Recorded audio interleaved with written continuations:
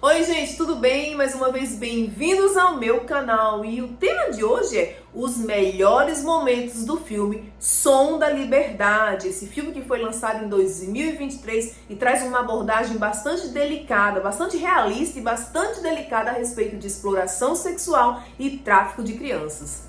Eu confesso pra vocês que eu tive uma certa resistência para assistir esse filme quando foi lançado, lá em 2023, justamente por causa dessa abordagem sobre pedofilia, exploração sexual. Então eu fiquei com receio de ter alguma cena que viesse a me chocar, mas eu lhes garanto que nesse filme não tem nenhuma cena dessa natureza. No mundo inteiro, crianças estão sendo raptadas, sequestradas para serem escravas sexuais de pedófilos e de redes de prostituição, aonde gera muito lucro para muita gente aí, que a gente nem sonha quem pode ser, empresários, políticos, é coisa pesada mesmo. Então esse filme ele traz essa realidade, essa triste realidade, nos coloca consciente de como acontece nas áreas mais vulneráveis, menos desenvolvidas, aonde reina mais a pobreza. Infelizmente essa é uma verdade. Então são áreas muito mais propícias, as crianças ficam muito mais vulneráveis e a velocidade como isso tem acontecido no mundo inteiro. Você hoje, uma criança hoje desaparece sequestrada, acontece tão rápido que a criança é vendida e vai parar onde ninguém imagina, longe, perde-se o contato, o paradeiro das crianças é algo absurdo. Então esse realidade é um filme riquíssimo, com muitas informações e interpretações maravilhosas. Inclusive o protagonista, ele é o Jesus, né? Jesus Cristo da Paixão de Cristo, Jim Caviezel. Acho que é assim que fala, Jim Caviezel.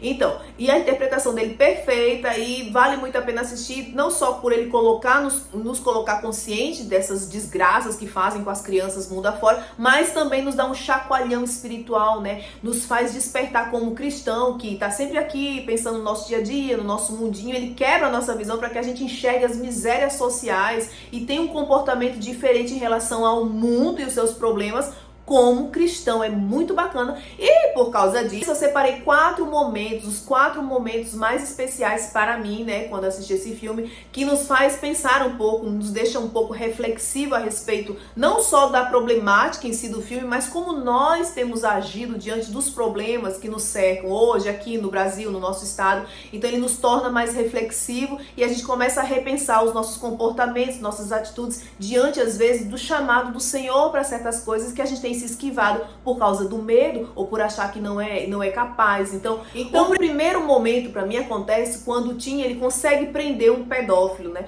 Ele é um policial que trabalha já nas investigações e prisões de pedófilos há muitos anos, há quase 12 anos ele faz isso. Ele investiga e prende pedófilo e tem os seus colegas, sua equipe. E um colega da sua equipe, ele não quer mais trabalhar nisso. Ele diz para o Tim, eu não quero mais, eu não tenho mais estômago para isso. E o Tim vai conversar com ele para convencer ele a não sair da equipe. Então esse colega faz uma pergunta para ele, que ali é o pontapé inicial do filme. Ele diz assim: nós já estamos aqui já aprendendo há tanto tempo, a gente consegue, né, pegar esses pedófilos e tudo mais, mas e as crianças? Quando ele diz isso, ele olha no olho do Tim e diz assim: mas e as crianças? A gente está aprendendo os pedófilos, mas e as crianças? Então ali gira, né, uma chavinha na cabeça do Tim e ele começa a ficar bem reflexivo, realmente. Isso me fez pensar no seguinte: muitas vezes a gente olha o problema e a causa do problema, a gente quer sanar o problema acabando com aquilo que causa, mas a gente esquece de olhar para as consequências. O que a gente vai fazer agora com o que já está estragado? O que a gente pode fazer para remediar, para tentar consertar, para dar uma solução para aquilo que já foi quebrado? Então nesse momento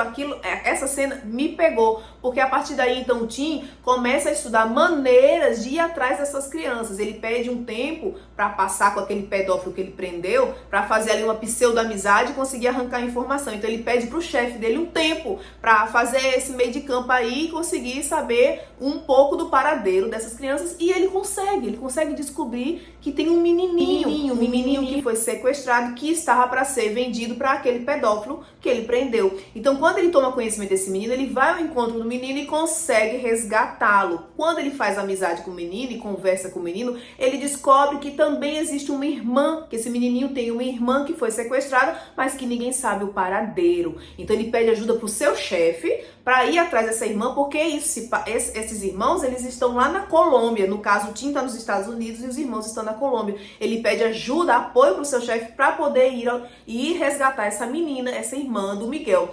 E o que acontece? Ele não consegue obter êxito em suas investigações. Ele não consegue justamente porque esse é um crime que acontece de forma muito rápida. É como eu disse no início do vídeo. Hoje uma criança sequestrada, amanhã ela desaparece no mundo. Essa menina, ela desapareceu. E então o Tim, ele como não consegue obter êxito, né, nas suas descobertas, na investigação a respeito do paradeiro da menina, ele perde o apoio financeiro, ele perde o apoio do governo dos Estados Unidos nessa missão. E o que acontece? Aqui vem o segundo momento do filme que eu achei muito bacana.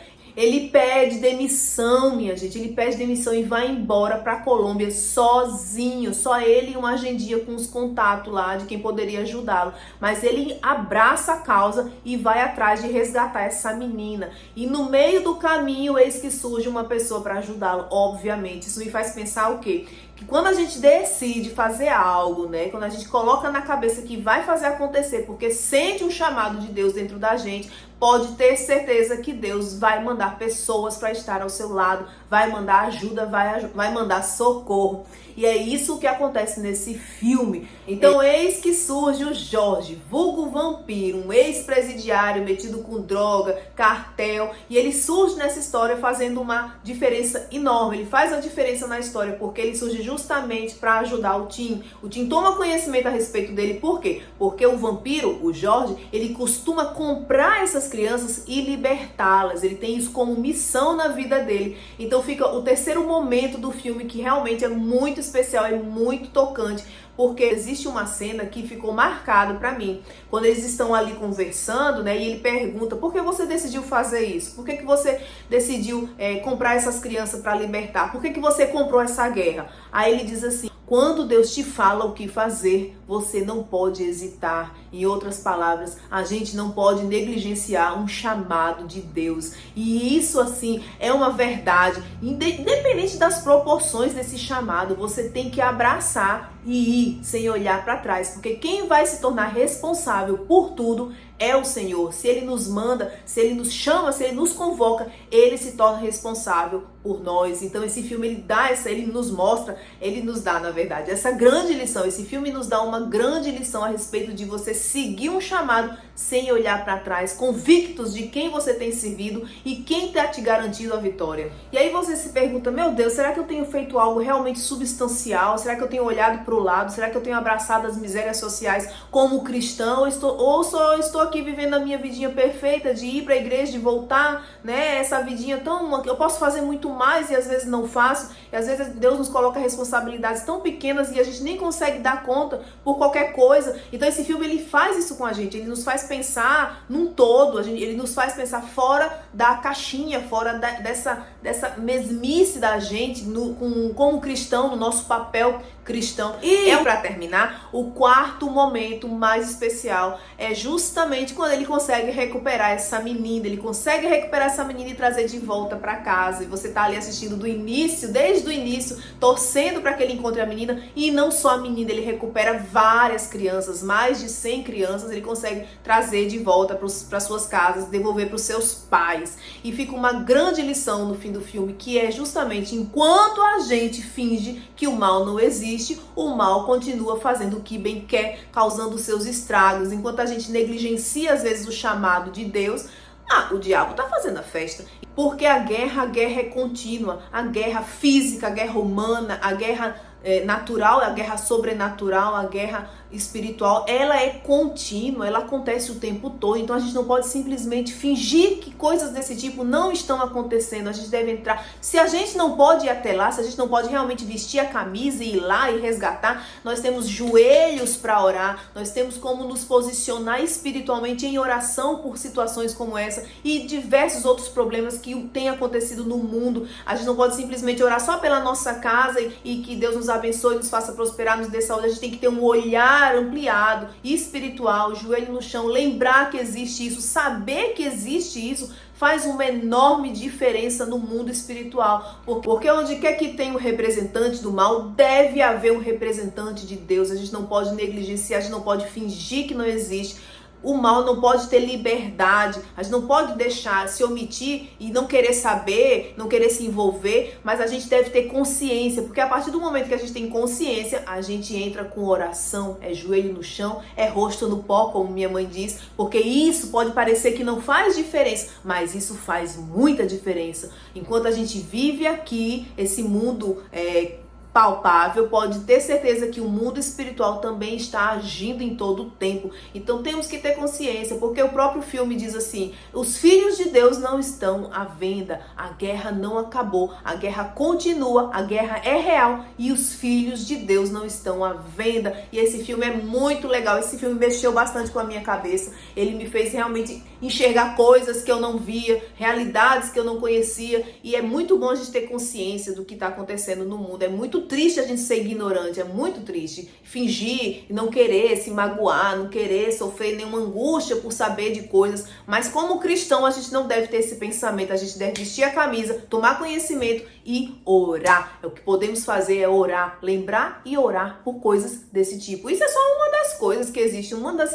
coisas terríveis que fazem com as nossas crianças. Existe muita coisa ruim, existe esse mundo, jaz do maligno.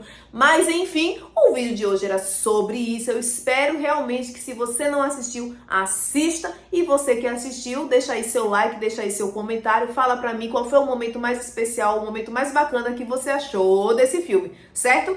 Beijos e até o próximo vídeo.